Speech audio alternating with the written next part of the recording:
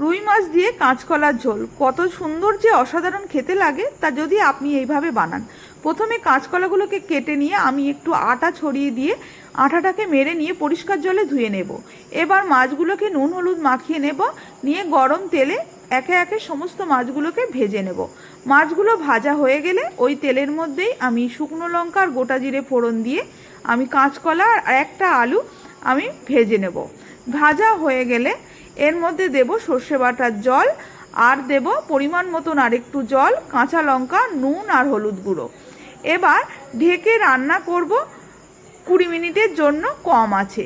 আঁচটাকে একদম লো করেই এই রান্নাটা করতে হবে।